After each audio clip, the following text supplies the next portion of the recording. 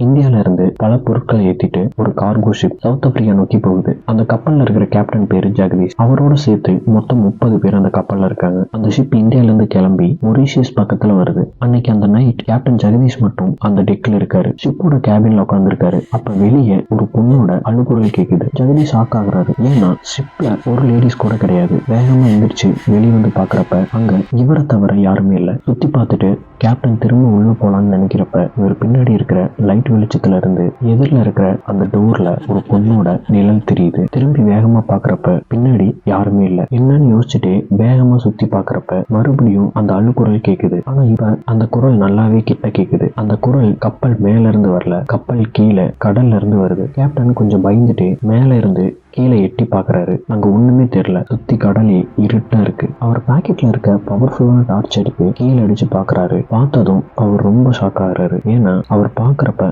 அந்த கடல் தண்ணி ஃபுல்லா ரத்தமா செவப்பா இருக்கு. இவர் பார்த்துட்டே இருக்கிறப்ப கடல் உள்ள இருந்து டார்ச் வெளிச்சத்துல ஒரு கண்ணு அந்த தண்ணியில இருந்து இவரை பாக்குது. கேப்டன் ஏதாச்சும் பெரிய திமிங்கலமா இருக்கும் அதோட சவுண்டுன்னு நினைச்சு டார்ச் ஆஃப் பண்ணிட்டு திரும்ப அவர் கேபின் போலான்னு போறாரு. அப்ப இவர் முன்னாடி பார்த்த மாதிரியே ஒரு நிழல் அந்த டோர்ல தெரியுது. ஆனா இந்த முறை அவருக்கு ரொம்பவே பயம் வருது. முகமெல்லாம் வேர்த்து கொட்டிட்டு இருக்கு. பின்னாடி திரும்பி பார்க்காம அந்த நிழலை மட்டும் பாக்குறாரு. அதுல ஒரு பொண்ணோட உருவம் தான் தெரியுது. அந்த நிழல் எந்த அசைவும் இல்லாம நிக்குது. அப்புறம் திடீர்னு அந்த நிழலோட கை அசையுது. கேப்டன் அதை பாக்குறாரு. அந்த கை நிழல் ஏதோ செய்கை செய்யுது. ஆனா கேப்டனுக்கு ஒண்ணுமே புரியல. அந்த நிழலோட தலை துண்டாகி தலை இல்லாம இருக்கு. அடுத்து அசைஞ்சிட்டு இருந்த கை துண்டாகுது. இப்படி ஒன்னொன்னா காணாம போய் அந்த நிழலே மறைஞ்சு போகுது. கேப்டன் வேகமா திரும்பி பாக்குறாரு. அங்க எதுவுமே இல்ல. ஒண்ணுமே புரியாம டெக்குள்ள போறாரு. யாரோட நிழல் அது, என்ன சொல்லுதுன்னு புரியாம கேப்டன் யோசிச்சுட்டே இருக்கப்ப வேகமா ஷிப்ல இருந்து அலாரம் சவுண்ட் கேக்குது. கப்பல்ல இருக்கிற எல்லாரும் முழிச்சுறாங்க. கேப்டன் ஸ்கிரீன்ல பாக்குறாரு. ஷிப்ல ஏதோ ப்ராப்ளம்னு வேகமா போய்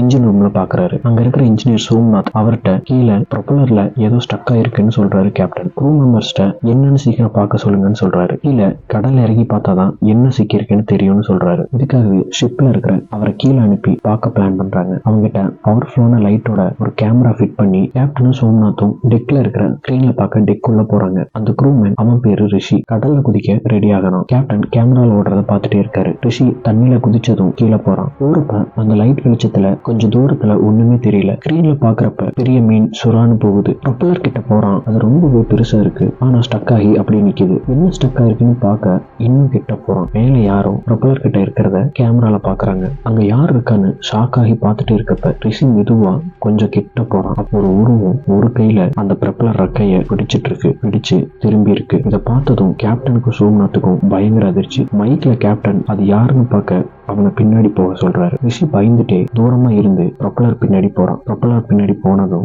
இவனுக்கு உடம்பெல்லாம் நடுக்க வருது. அங்க ஒரு பொண்ணோட உருவம் முகமெல்லாம் பாதி பிஞ்சு போய் மீன்லாம் கடிச்சிட்டு இருக்கு. அந்த உருவத்தோட கை அந்த ரெக்கைய பிடிச்சிட்டு இருக்கிறத பார்த்ததும் ரிஷி அங்கேயே மயங்கிடுறான். சோம்நாத் சேர்ல இருந்து பயத்துல கீழே விழுந்து வெளியே தெரிச்சு ஓடுறான். கேப்டன் தைரியத்தோட அந்த ஸ்கிரீனை பாக்குறாரு. ரிஷி மயங்கினதும் கேப்டன் அவனை மேல தூக்க சொல்றாரு. அந்த ஸ்கிரீன்ல பாத்துட்டு இருக்கப்ப அந்த அகோரமான பொண்ணோட உருவம் கிட்ட வந்து பாக்குது. பார்த்துட்டே சைகையில கழுத்தை வெட்டுற மாதிரி காட்டுது. கேப்டன் உடம்பெல்லாம் ஆடி போயிருச்சு. ரிஷியை வேகமா மேல தூக்குறாங்க. கேப்டன் ஓடி போய் மேல வந்து ரிஷியை பாக்குறாரு. அவனோட சூட்லாம் கழட்டி தண்ணி தெளிச்சு எழுப்புறாங்க. கேப்டன் கிட்ட போய் ரிஷிட்ட ஒண்ணும் இல்லைன்னு சொல்லி எழுப்புறாரு. அப்ப ரிஷியோட கையில பாக்குறாரு. அதுல ரத்தம் வந்துட்டு இருக்கு. ஆனா அதுல ஏதோ கீர்ன மாதிரி தெரியுது. நல்லா பாக்குறப்ப அவன் கையில குக்குன்னு எழுதி இருக்கு. இத பார்த்த கேப்டனுக்கு இங்க என்ன நடக்குதுன்னே புரியல. ரிஷிட்ட இத பத்தி யார்ட்டையும் சொல்லாதுன்னு சொல்றாரு. கொஞ்ச நேரத்திலேயே ப்ரொப்பலர் தானா ஸ்டார்ட் ஆகுது. அங்க இருக்கிற எல்லாரும் ஹாப்பி ஆயிடுறாங்க. கேப்டன் இன்ஜினியர் சோம்நாத் எங்கன்னு கேக்குறப்ப அவரை காணோன்னு சொல்றாங்க. சரின்னு கேப்டன் உள்ள எல்லாருமே தேடுறாரு. சாப்பிடறதுக்கு கிச்சன் பக்கம் போறப்ப அங்க சோம்நாத் கிச்சன்ல உட்காந்து அழுதுட்டு இருக்காரு. கூட ஷிப்போட குக்கு சந்திரன் அங்க இருக்காரு. கேப்டன் அங்க போனதும் பேச்ச நிப்பாட்டிட்டு இங்க என்ன பண்றீங்க, பயப்படாம போய் ஒர்க் பாருங்கன்னு சொல்றாரு. சோம்நாத் சரின்னு கிளம்புறாரு. அப்பதான் கேப்டன் கிச்சனை பாக்குறாரு. கீழே கொஞ்சம் ரத்த கரையா இருக்கு. என்னன்னு கேட்டதும் குக்கு நான்வெஜ் வெட்டுறப்ப சிந்தினது கேப்டன், கிளீன் பண்ணிடுறேன்னு சொல்றாரு. அங்க இருந்த குழப்பத்தோட நடக்கிறது எதுவும் சரியில்லைன்னு சொல்லி யோசிச்சுட்டே டெக்குள்ள நுழைஞ்சதும் அவருக்கு உயிரே போயிடுச்சு. அங்க ஒரு பொண்ணோட உருவம் பின்னாடி திரும்பி நிக்குது. கேப்டன் அதிர்ச்சியாகி யாருன்னு கேக்குறாரு. சடனா திரும்புது. அந்த மூஞ்சி கடல்ல பார்த்த அதே உருவம். மூஞ்சிலாம் பாதி பிஞ்சு போய் எலும்பு கூடு தெரியுது. இதை பார்த்த கேப்டனுக்கு கை கால்லாம் உதற ஆரம்பிச்சிருச்சு. அந்த உருவம் மெதுவா கேப்டன் கிட்ட வருது. பயத்துல அப்படியே நிக்கிறாரு. சடனா இவர் தூளை யாரோ பிடிச்சதும் பயந்துட்டு வேகமா திரும்புறாரு. அது சோம்நாத். என்னன்னு கேக்குறப்ப ஷிப் இன்ஜின் ரூம்ல ஃபயர்னு சொல்றாரு. கேப்டன் வேகமா திரும்பி பார்த்ததும் அங்க அந்த உருவம் சிரிச்சுட்டே மறையுது. வேகமா ஓடி போய் பாக்குறாரு. பயங்கரமான ஃபயர் அலாரம்லாம் அடிச்சு எல்லாத்தையும் அலர்ட் பண்றாங்க. எல்லாரும் ஃபயர் ஆஃப் பண்ண பம்ப் செட் எல்லாம் வச்சு வேகமா தண்ணி எல்லாம் அடிச்சு பாக்குறாங்க. ஆனா ஃபயர் ஸ்டாப் ஆகவே இல்லை. கேப்டன் என்ன பண்றதுன்னு புரியாம பாக்குறாரு. வெளியே பாக்குறாரு. அங்க கண்டெய்னர்ஸ் எல்லாம் தீ பிடிச்சு எரிஞ்சிட்டு இருக்கு. கேப்டன் இதை பார்த்ததும் ரொம்பவே மனசு உடைஞ்சு அழுக ஆரம்பிக்கிறாரு. ஃபயர் கொஞ்சம் கொஞ்சமா அதிகமாயிட்டே இருக்கு. அவரோட டெக்குள்ள போய் ஃபயரை ரிப்போர்ட் பண்றாரு. சேஃப் அனுப்புங்கன்னு சொல்லி கேக்குறாரு. ஆனா எந்த ரெஸ்பான்ஸும் வரல. கப்பல் எங்க இருக்குன்னு பாக்குறாரு. அது மொரிஷியஸ் பக்கத்துல இருக்கிற செர்பன் தீவு பக்கத்துல இருக்கு. இங்க எல்லாமே ஃபெயிலியர் ஆனனால வேற வழி இல்லாதனால க்ரூ மெம்பர்ஸ் எல்லாரையும் கடல்ல குதிக்க சொல்றாரு. சேஃப்க்கு அங்க இருந்த போட்டும் தீயில கருகிறது. ரொம்ப பக்கத்துல ஒரு தீவு இருக்கு. இன்னைக்கு நைட்டு நம்ம அங்க போலாம். காலையில நமக்கு சேஃப் வந்துடும் சொல்லி கேப்டன் எல்லாரையும் கடல்ல குதிக்க சொல்றாரு. கடல்ல குதிக்கிறாங்க. அவங்க கண் முன்னாடியே கப்பல் முழுசா எரிஞ்சு போகுது. சில பேருக்கு இருட்டுல கேப்டனை ஃபாலோ பண்ணாம வேற பக்கம் நீந்தி போயிடுறாங்க. கொஞ்சம் பேர் மட்டும் கேப்டன் பின்தொடர்ந்து அந்த தீவுக்கு ரீச் பண்றாங்க. அங்க போனதும் ரொம்ப மழை பெய்யுது. இருட்டுல ஒண்ணுமே தெரியல. கேப்டன்ட்ட மட்டும் டார்ச் இருக்கிறதுனால அதை அடிச்சுட்டே கூட்டிட்டு போறாரு. இவர் கூட பின்னாடியே இன்ஜினியர் சோம்நாத், குக், அப்புறம் ரிஷி, இன்னும் கொஞ்சம் பேர் ஃபாலோ பண்றாங்க. கேப்டன் அந்த தீவுக்குள்ள போறப்ப ஏதோ பாறைங்க மாதிரி அங்கங்க இருக்கு. எல்லாரும் ஏறி போயிட்டு இருக்காங்க. அப்ப பின்னாடி வந்த சோம்நாத் ஒரு கல்லுல கால் வைக்கிறப்ப வலிக்கு கீழே விழுந்ததும் கேப்டன் லைட்டு கீழே அடிக்கிறாரு. அப்பதான் பாக்குறாங்க அவங்க ஏறி வந்தது கல்லு இல்ல, எல்லாம் மண்டையோடுங்க. எல்லாரும் கத்திடுறாங்க.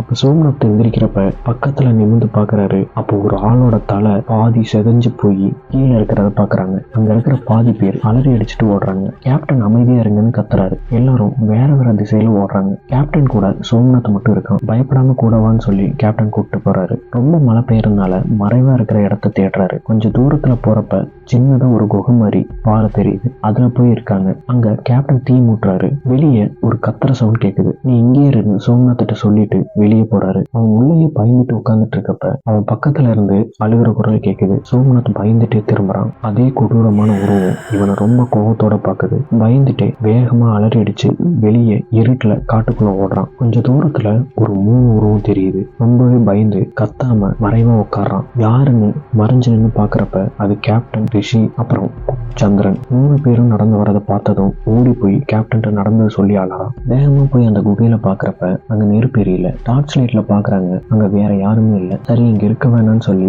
வேற இடத்துக்கு போலான்னு போறாங்க. 4 பேரும் போயிட்டு இருக்கப்ப பின்னாடி வந்துட்டு இருந்த குக்கோட தலையில ஏதோ இடிக்குது. இருட்டுல ஒண்ணுமே தெரியல. அப்ப குக் சந்திரன் என்னன்னு தொட்டு பாக்குறப்ப கேப்டன் கத்த ஆரம்பிச்சிடறான். அப்ப என்னன்னு மேல லைட் அடிச்சு பாக்குறாரு. ஒரு ஆளோட உடம்பு மேல இருந்து தொங்கிட்டு இருக்கு. இதை பார்த்தது எல்லாரும் ஷாக் ஆகிடுறாங்க. கேப்டன் யாருன்னு பார்க்க மூஞ்சில அடிக்கிறப்ப எல்லாருமே ஆடி போயிடுறாங்க.